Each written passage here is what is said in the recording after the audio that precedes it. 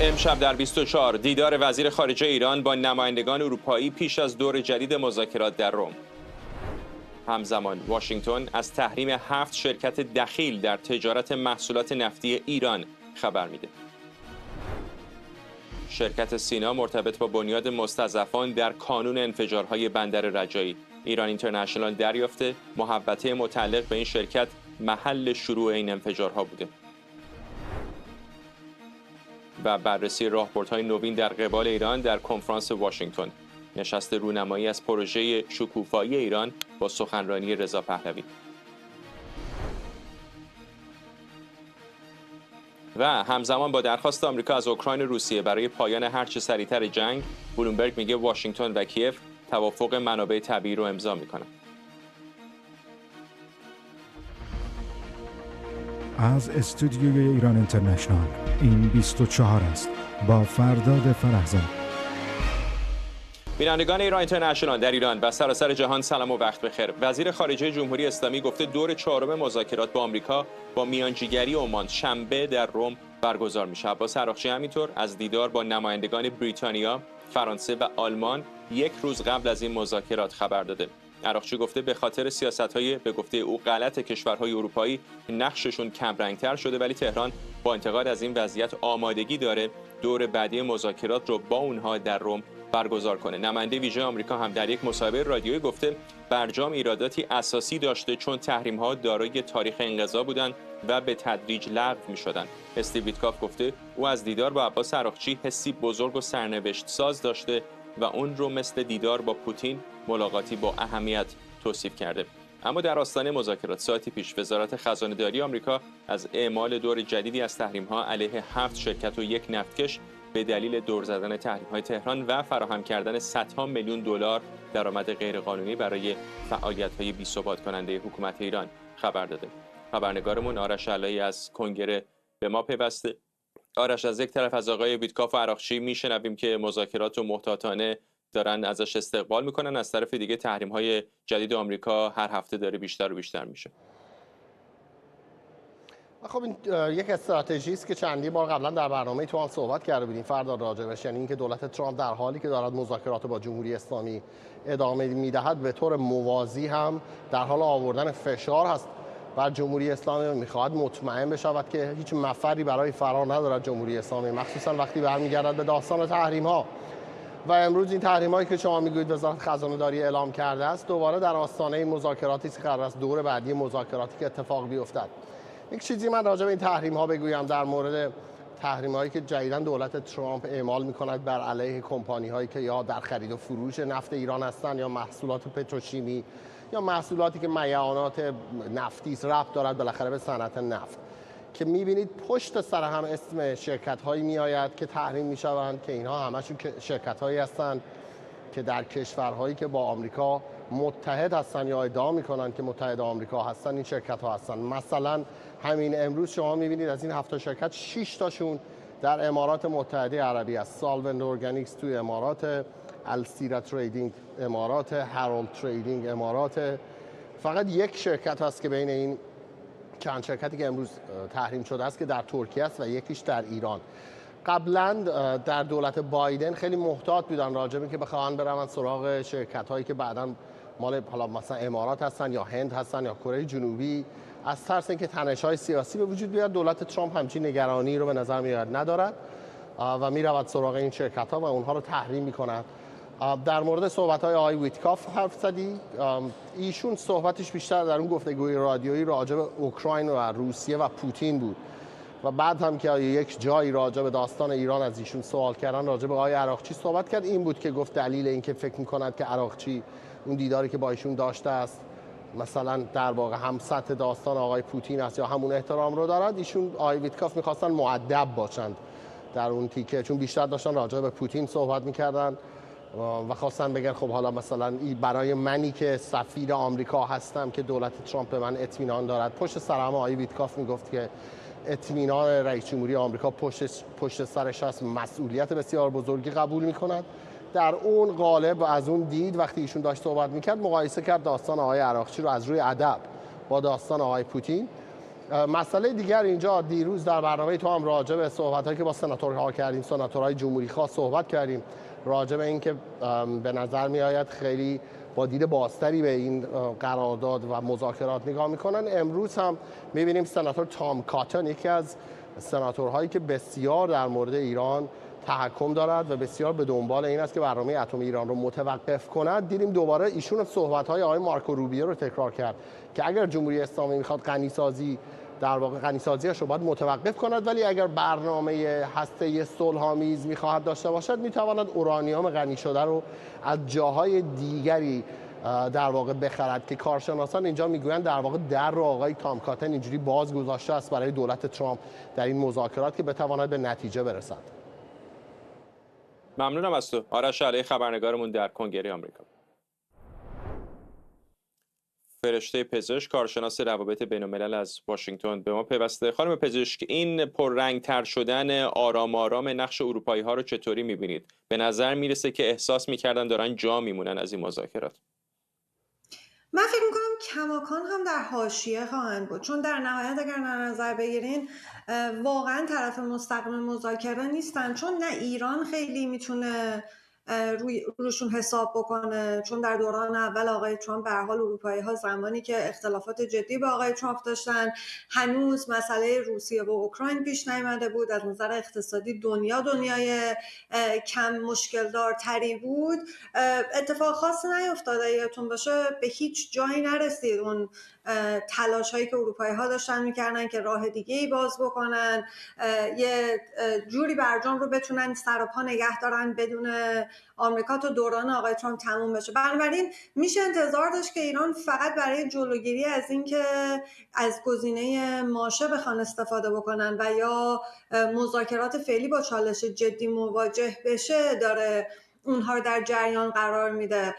در دوران برجام اول هم که اروپایی ها طرف مذاکره بودن، فرانسه به طور خاص که الان هم وزیر امور خارجه‌اش با اینکه خب حالا فرد تغییر کرد، اون موقع آقای فابیوس بود ولی الان کس دیگه، اون موقع فرانسوی ها بارها در سر بزنگایی که قرار بود برجام امضا بشه، اون قرارداد اولیه کوتاه مدتش امضا بشه، فرانسه بود که یه سری اعتراضاتی داشت، انتقاداتی داشت و با تأخیر مواجه میکرد. به نظر میرسه که الان هم همین نقش رو داره. میدونیم که اتفاقا اسرائیلی ها به فرانسه هم نزدیک هستن و اونجا هم جای نفوذ دارن و الان دارن سعی میکنن، چون کشورهای عربی رو دیگه در همراستا نیست با اسرائیل، از این طریق بتونن آقای ترامپ رو تحت فشار بگذارن. من کماکان واقعا فکر نمی کنم که اروپا نقش پررنگ و تعیین کننده در سرنوشت مذاکرات یا روش و اینکه چه نتیجه از مذاکرات بخواد بیاد بیرون داشته باشه. بیشتر برای اینه که در جریان باشن به نظر میرسه و اینکه ریل مذاکرات از مسیر خارج نشه اگر قرار باشه به سرانجامی برسه. خانم پزشک، همین مذاکرات هم بعد از آمدن جنگنده ها و ناوشکن ها و هواپیمابرهای آمریکایی به منطقه شروع شد. الان که همینطور میبینیم هر هفته وزارت خزانه داری آمریکا تحریم های جدیدی علیه نهادهای مختلف جمهوری اسلامی وضع میکنه از یک طرف، و بعد حالا اتفاقات عجیب و غریبی هم همزمان در ایران داره میفته. نمیخوام الزاما اینها رو مرتبط بدونم، ولی خب تعدادشون، فاصله زمانیشون سوالهای زیادی برمیانگیزه. چقدر فکر میکنید که اینها ممکنه کارت طرف آمریکایی رو قوی تر بکنه در مذاکرات؟ ببینید حتما قوی تر میکنه. یعنی ما بارها راجع به این موضوع صحبت کردیم، احتمالاً تکراریه برای بینندگان شما. جمهوری اسلامی اگر فکر میکرد که راه دیگه‌ای داره که بتونه این دوران آقای ترامپ رو دووم بیاره، احتمالاً همون سخنرانی آقای خامنه‌ای که مذاکره هم بی‌شرمانه است هم بدون منطقه، اون راهبرد رو جلو می‌بردن، نه جنگ نه مذاکره نه صلح. اینها همه میدونیم که تحت فشار واقعیه که آقای ترامپ و دولتش دارن میارن روی جمهوری اسلامی و در این حال نباید فراموش بکنیم این تهدیدها تهدیدات جدیه. یعنی تهدیداتی نیست که اگر مذاکرات به سرانجام نرسه عملی کردنش زمان زیادی بخواد طول بکشه. یعنی هم تحریم ها رو به شدت دارن شدت میبخشن، هم خب میبینیم وضعیت نظامی که دارن، آرایش نظامی که ایجاد میکنن. بنابراین خطر از روی کشور داشته نشده و اینطور نیست که اینها بتونن ادامه بدن، در این حال که خب الان 100مین روز روی کار اومدن آقای ترامپ و شرایط سیاسی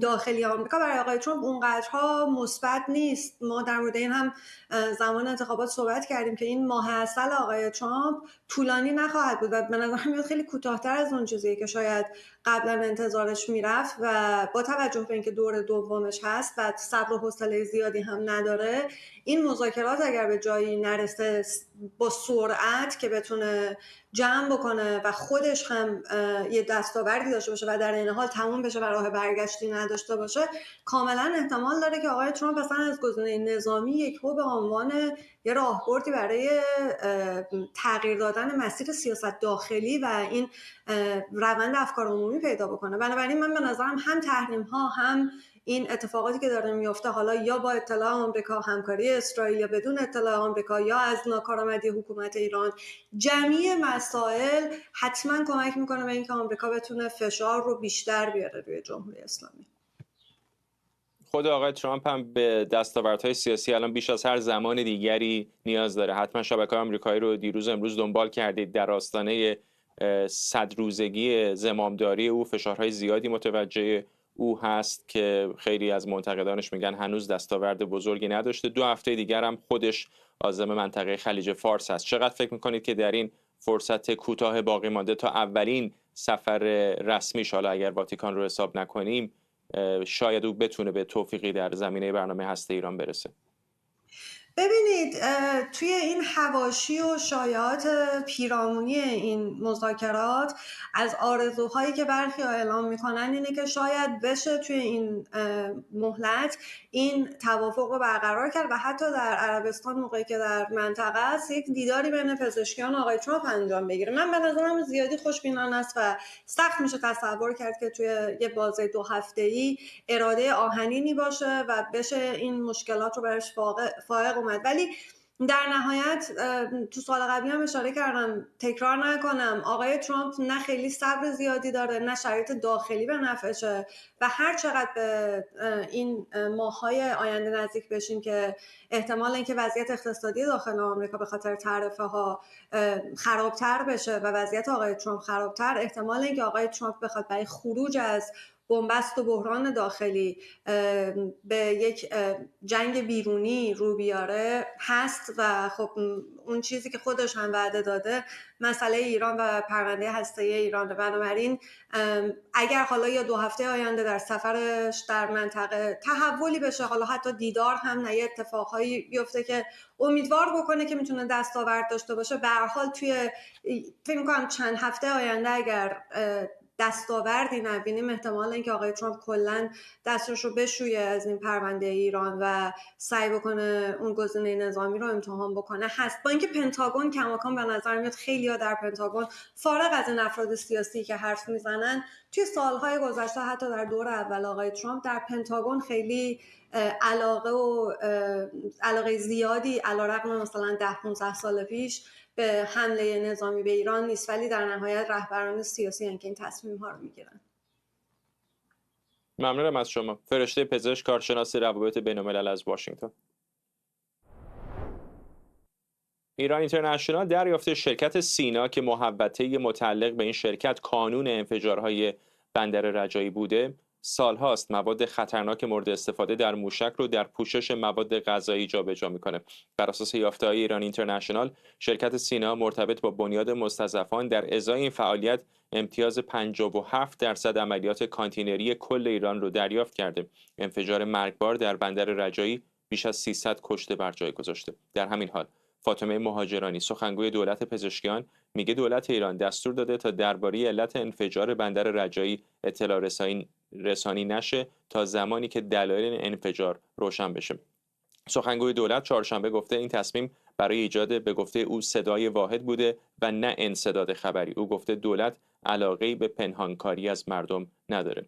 ویدئویی هم از اظهارات وزیر راه و شهرسازی دولت پزشکیان در شبکه‌های اجتماعی منتشر شده که واکنش‌های گسترده کاربران رو به دنبال داشته. فرزانه صادق گفته در مسیر بندر رجایی شاهد بوده که مردم با وجود انفجارها به زندگی روزمرهشون مشغول بودن. اولا میخوام بگم تو مسیری که میخواستیم بندر بیایم، یه چیزی که خیلی نظر منو جلب کرد زندگی عادی مردم بود. این رشادت و غیرتی که من دارم در مردم ایران میبینم. میوه فروشی ها بساطشون پهن بود، مردم حضور داشتن و در خیابون هایی که منتهی میشه به بندر.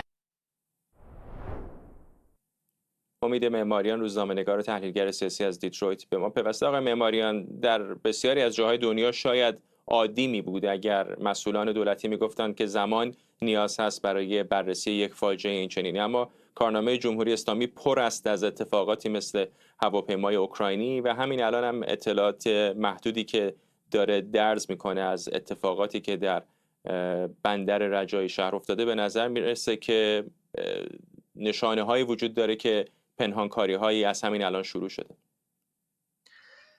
کاملا همینطور هست.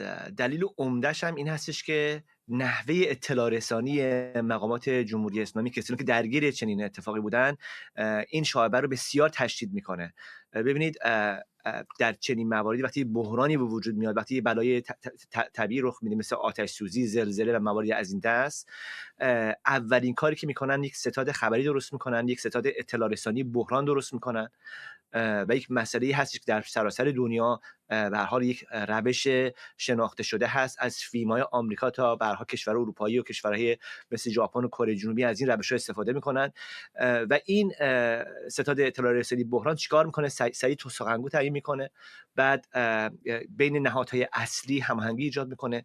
مسئله بعدیش این هستش که در هر 60 دقیقه، بین 30 تا 60 دقیقه، هر 60 دقیقه یک اطلاع رسانی میکنن نسبت به اینکه چه چیز جدیدی میدونن در خصوص ابعاد حادثه، کشته شدگان، مجروحین، علت حادثه. دلیلش این هستش که بخوان که اولا از اضطراب عمومی مردم جلوگیری بکنن، دوما اینکه اجازه ندن که مکانیزم شایعه جایگزین واقعیت بشه، علیرغم اینکه ممکن استش که در اون جریان اطلاع رسانی اتفاقاتی بیفته، حرفای زده بشه یا مردم به چیزایی آگاه بشن که ممکن استش که خب به هر حال برای برخی از مقامات حکومتی یا دولتی و نمیدونم اینجور چیزا خوب نباشه، ولی در مجموع حکومت ها ترجیح میدن که سالم باشن، که درست کارشون انجام بدن، که این روند رو درست انجام بدن، از اضطراب عمومی کم بکنن، شایعه رو بذارن کنار و فکر می‌کنن که هزینه این کار بسیار کمتر هست. بنابراین این چیزی خانم مهاجرانی گفته، سخنگوی دولت آقای پزشکیان، که گفته که اطلاع رسانی نشه تا زمانی که این انفجار در روشن بشه. مثلا فاجعه اطلاع رسانی هست، فاجعه روزنامه‌نگاری هست، فاجعه روابط عمومی هست و نشان دهنده ناآشنایی کامل یک مجموعه دولتی در بالاترین سطحش نسبت به این حوادث هست، یا اینکه امنیتی بودن بسیار بالای این حادثه هست. ببینید اگه حادثه بسیار امنیتی باشه، تمام بحثی در خصوص مسئله سوخت موشک میشه اینها درست باشه، خب بعد در چی اطلاع رسانی بکنن؟ به خاطر اینکه در داخل این ما با یک انبوهی از فاجعه های پیاپی مواجه خواهیم بود که بنابراین ازش جلوگیری میکنن، هم که شما گفتین لاپوشانی میکنن، جلوشو میگیرن و اجازه نمیدن که خبر منتشر بشه. آقای معماری، فکر می‌کنم به اشتباه بندر شهید رجایی رو گفتم رجایی شهر، فقط اون رو اصلاح بکنم. یک نکته به نظر وجود داره و این اون هستش که به نظر میرسه که هر جوابی، حالا با هر فاصله زمانی که بخوان بدن، هیچ جواب خوبی نمیتونه باشه. یعنی اگر بگن سهلنگاری بوده، تصویر جالبی نداره. اگر بگن در این بندر مواد مربوط به موشک‌ها بوده، باز هم تصویر جالبی نداره. اگر بگن خرابکاری مثلا اسرائیلی ها بوده، خیلی ها خواهند پرسید خب وعده صادق 3 که به نتیجه نرسیده، الان پس چه کار میخواید بکنید؟ به نظر چه راه گریزی اصلا حتی اگر بخوان لاپوشانی بکنن وجود داره براشون؟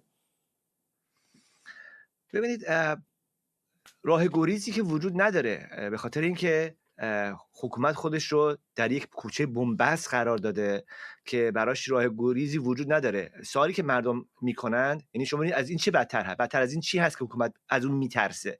که مردم بگن که موشکی که شما، این در واقع موشک هایی که شما 100 تا فرستادین اسرائیل، 1 نفر رو کشت، مواد اولیه سوختش 300 نفر رو کشته یا شاید بیشتر صدها نفر رو سوزونده، صدها نفر رو کشته. چطوری میشه شما موشک درست میکنین، میلیون ها دلار خرج میکنین و میفرستینش صدها کیلومتر، هزاران کیلومتر اون طرفتر، یه نفر رو نمیکشه، ولی در خونه خودش، در خود ایران این سوختش باعث کشتن آدم‌ها میشه. و این چیزی هستش که وحشتناک است پیامش برای حکومت و نشون دهنده، یعنی مردم واقعا عصبانی خواهد کرد. ببینید چه اتفاقی افتاده یا چه مجموعه تصمیماتی هست که اونجا گرفته شده که حکومت حاضری که مردم این شایعه رو بخرن، این رو باور بکنن، ولی همچنان در خصوص علل و دلایل به هر حال این اتفاق صحبت نکنه. چون که مسئله حالا نگهداری سوخت موشک یکیش هست، چون ممکن استش که ما با یک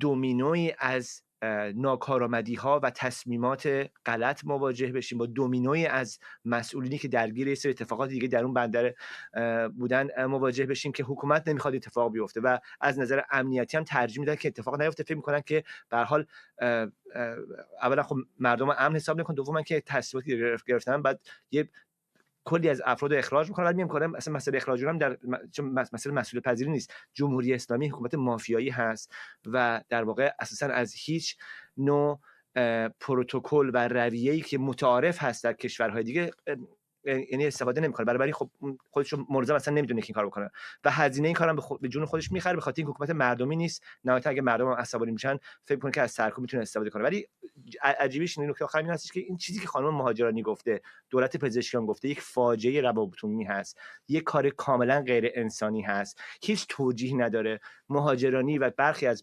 افراد دولت پزشکیان باید به خاطر چنین کاری استعفا میکنن. اگر شرف داشتن، اگر آبرو داشتن، اگر انسانیت داشتن، بعد از کارشون چیز میکردن، خودشون رو کنار میذاشتن و استعفا میکردن، نه اینکه بیان همچین ماسمالیایی بکنن برای دستگاه امنیتی. ممنونم از شما. امید معماریان، روزنامه‌نگار و تحلیلگر سیاسی از دیترویت، میشیگان. نفتی یا سازمان اتحاد برای دموکراسی در ایران نشستی با عنوان پروژه شکوفایی ایران در واشنگتن دی سی برگزار کرده. این نشست با حضور مقامات پیشین آمریکایی، تحلیلگران سیاسی و فعالان ایرانی آمریکایی به بررسی راهبردهای نوین در برابر جمهوری اسلامی و حمایت از مردم ایران می‌پردازد. شاهزاده رضا پهلوی در این نشست با تاکید بر آمادگیش برای رهبری دوران گذار گفته بعد از فروپاشی جمهوری اسلامی باید برای بازسازی ایران آماده بود.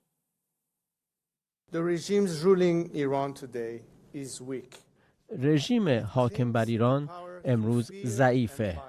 از طریق ترس و خشونت قدرت رو قبضه کرده، نه مشروعیت. و برای همین این ضعف به این معنی است که ما باید آماده باشیم برای اینکه اون لحظه‌ای که فرا برسه نه فقط باید پایان خودکامگی رو جشن بگیریم، بلکه باید آماده باشیم برای بازسازی کشورمون. بنابراین پاسخ دادم به فراخوان هموطنانم برای رهبری گذار بعد از سقوط جمهوری اسلامی. سمیرا قره‌ای خبرنگارمون از محل این نشست نفتی به ما پیوسته. سمیرا، آیا هیچ راهکاری، هیچ نقشه راهی، هیچ برنامه مدون مشخصی مطرح شد در این نشست؟ خیلی زیاد فرداد، چندین و چند طرح ارائه شده. ببین این مجموعه یک پروژه است، پروژه شکوفایی ایران که فعلا متمرکز هست روی مباحث اقتصادی. چند ماه پیش در پاییز کنفرانس ایران برگزار شد، نفتی برگزار کرد. اونجا یک پنلی وجود داشت به اسم پروژه شکوفایی ایران یا IPP که خطوط کلی، یک طرح بسیار کلی از این پروژه که امروز به جزئیات ارائه شده اونجا مطرح شد. این ماها این پروژه مفصل‌تر شد، پروپیمون شد، جزئیات پیدا کرد، کارشناسای مختلف آمدن روش کار کردن در حوزه‌های مختلف. امروز داره فاز اول این پروژه شکوفایی ایران ارائه میشه. تا الان چندین و چند پنل برگزار شده. الان هم یک پنل امنیتی فکر می‌کنم در حال برگزاری است که آقای بهنام طالبلو درش حضور داره و کامران خانسارینیا. افراد زیادی بودن، سارا بازوبندی بود، سیامک جوادی بود، محمد محمد ماشینچیان، همگی اینها کسانی بودند که از صبح آمدن در پنل‌های مختلف سخنرانی کردند. راجع به بودجه بندی صحبت شد، راجع به سیستم بانکداری صحبت شد، مؤسسات مالی، صندوق‌های بازنشستگی، خدمات درمانی، جزئیات بسیار زیادی مطرح شده. هم طرح‌های پرجزئیاتی هستند که به روشنی دارند یک آینده رو ترسیم می‌کنند برای بعد از رفتن جمهوری اسلامی. شاهزاده رضا پهلوی هم سخنران اصلی این مراسم بود که هول و هوش نیم ساعت پیش سخنرانیش انجام شد، تمام شد. صحبت هم کرد با خبرنگاری، به سوالات او پاسخ داد. با ما هم شاهزاده رضا پهلوی صحبت کرد که حالا بعدتر گفتگوش رو پخش خواهیم کرد، اما یک بخش‌هایی از صحبت‌هاش در پنل امروز رو اجازه بده فرداد بریم بشنویم که اتفاقا اشاره میکنه که چرا از اساس چنین پروژه‌ای رو نفتی داره ارائه میده و مورد تایید او هم هست.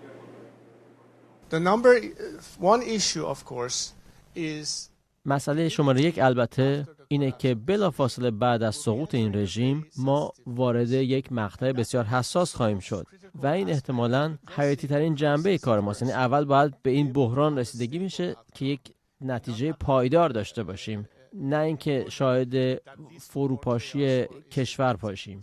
بنابراین اولویت اصلی یعنی فاز اول، مرحله اول پروژه شکوفایی ایران اینه که روی آینده کوتاه مدت متمرکز بشیم و بعد به میان مدت و بلند مدت بپردازیم.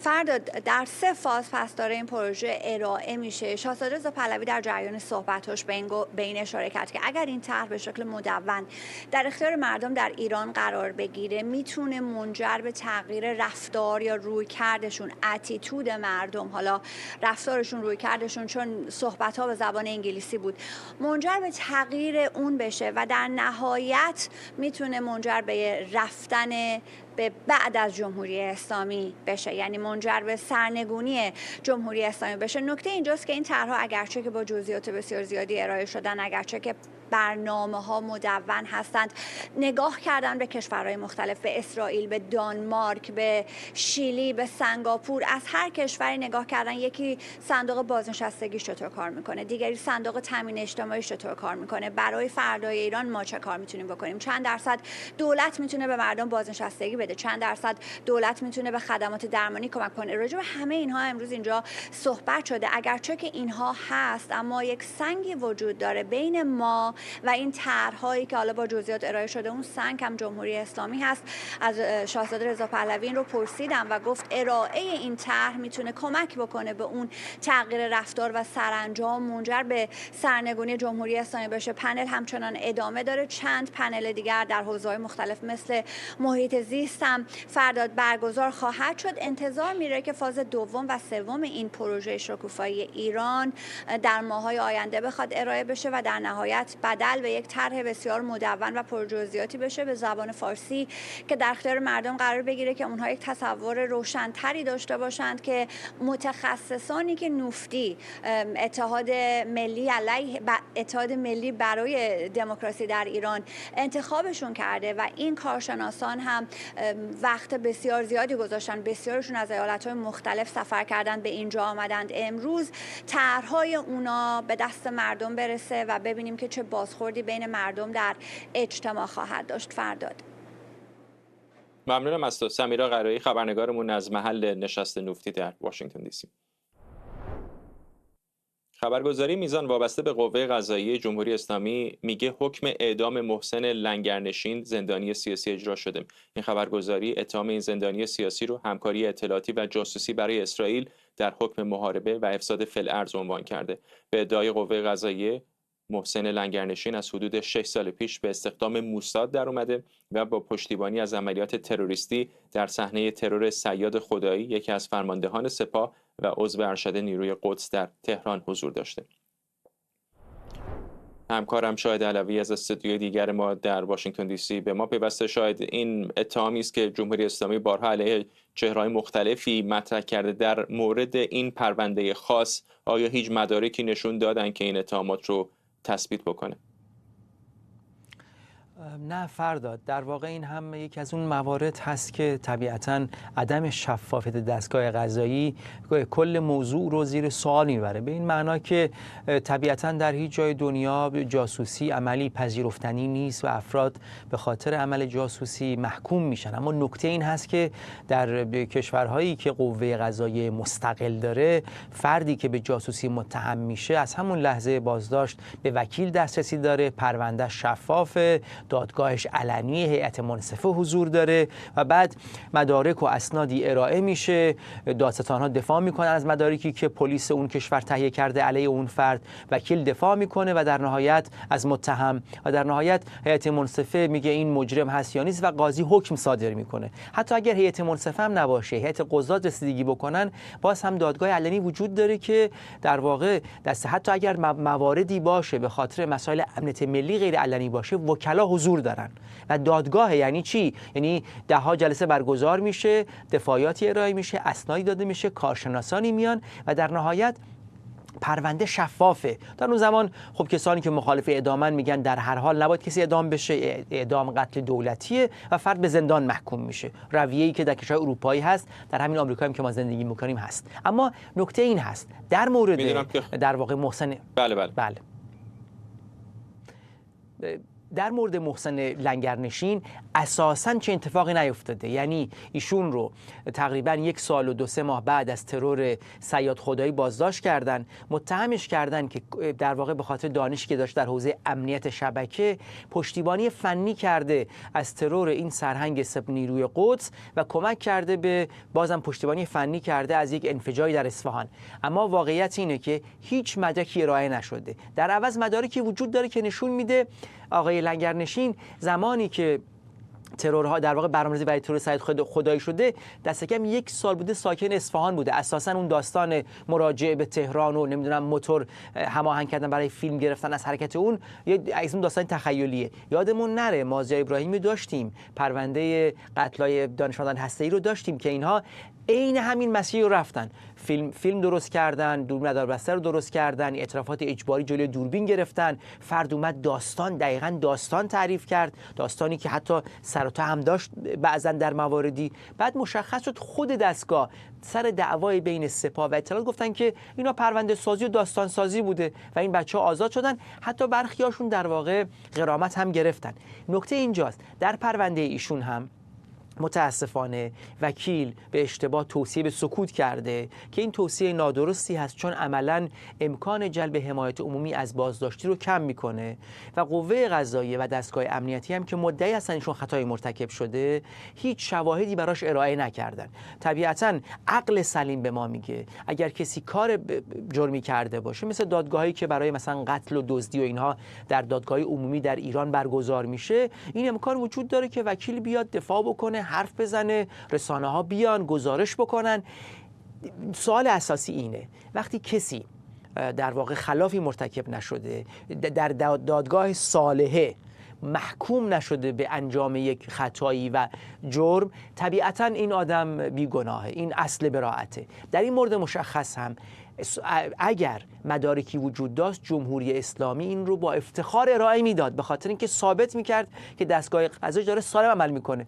اما چه این مدارکی در واقع وجود نداره. به این ترتیب من با قاطعیت با عنوان روزنامه‌نگار این حوزه به شما عرض میکنم اون چه که رخ داده قتل حکومتی دیگری هست در مورد شهروندی که سوژه مناسبی برای یک پرونده امنیتی بوده. ممنونم از تو. همکارم شاهد علوی از استودیوی ما در واشنگتن دی سی.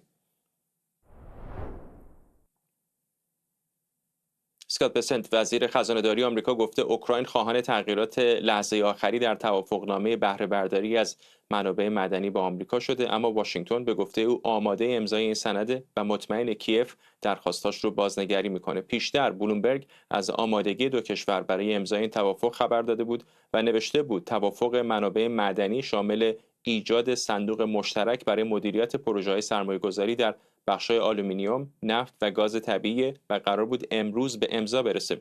در این حال وزیر خارجه آمریکا گفته مسکو و کیف باید پیشنهادهای مشخصی برای پایان جنگ اوکراین ارائه کنند، در غیر این صورت آمریکا از نقش میانجیگری کناره‌گیری خواهد کرد. این هشدار مارکو روبیو بعد از اونه که جان کلی نماینده آمریکا در شورای امنیت سازمان ملل از روسیه به دلیل ادامه خونریزی و حملات مرگبار به غیر نظامیان انتقاد کرد. تمی بروس سخنگوی وزارت خارجه آمریکا هم با اعلام موضع وزارت خارجه آمریکا گفته تصمیم بعدی درباره مذاکرات اوکراین رو کاخ سفید میگیره. من نکته‌ای دارم که وزیر همین چند لحظه پیش درباره وضعیت کنونی بهم گفت. زمان آن است که دو طرف باید پیشنهادهای مشخصی رو برای پایان دادن به این جنگ ارائه کنند. چگونگی پیشبرد امور از اینجا به بعد تصمیمی است که رئیس جمهور میگیرد. اگر پیشرفتی حاصل نشود، ما از میانجیگری کناره‌گیری خواهیم کرد. تمی بروس بود سخنگوی وزارت خارجه آمریکا. همکارم اردوان روزبه از مقابل کاخ سفید به ما پیوسته. اردوان، در روزهای اول امیدواری‌های زیادی بود که آمریکا با میانجیگریش بتونه شاید به این جنگ خانمانسوز پایان بده، ولی هر روز که میگذره به نظر امیدها کمرنگ‌تر میشه. اگرچه اینجا درست پشت سر من خانم یولیا سرویدنکو وزیر اقتصاد اوکراین قرار بود توافقی رو امروز امضا کنه که ماها بر سرش صحبت شده و البته کم هم تنش توش نداشته. درست در همین کاخ سفید بوده که حدود 2 ماه قبل یک دیدار ناموفق بین ولودیمیر زلنسکی و آقای ترامپ انجام شد که در عمل با تنش و شاید به نوعی قهر منتهی شد به اینکه دوباره همه بحث‌ها برگشت سر جای اولش. حمایت اطلاعاتی ایالات متحده آمریکا قطع شد، حمایت موشکی و همچنین توقف تجهیز کردن اوکراین آغاز شد. روسیه هم فرصت استفاده کرد. روسیه در تمام این مدت بارها مناطق مختلف رو در خارکیف، در خود کیف و جای مختلف مورد حملات پهپادی قرار داد. اما به نظر میسه روند درست به یک قله‌ای رسیده، اونم درست ساعتی قبل از اینکه پاپ رو دفن بکنن. یک ملاقات 2 نفره بین زلنسکی و ترامپ باعث این شد که به نظر میسه چشم‌اندازهای روشنی برای این قرارداد وجود خواهد داشت. در واقع منابعی که الان راجع به قرارداد صحبت می‌کنن که البته همه جزئیاتش روشن نیست، دارم میگم این قرارداد به این نحو هستش که ایالات متحده آمریکا میخواد پول‌هایی که قبلا داده از محل منابع معدنی اوکراین که منابع بسیار غنی در آلومینیوم و همچنین فلزاتی که در مدل‌های در واقع تکنولوژی جدید استفاده میشه رو بهره ببره و پول اونها رو بگیره و در این حال در این قرارداد 50-50 این مسیر رو به طور بلند مدت ادامه بده.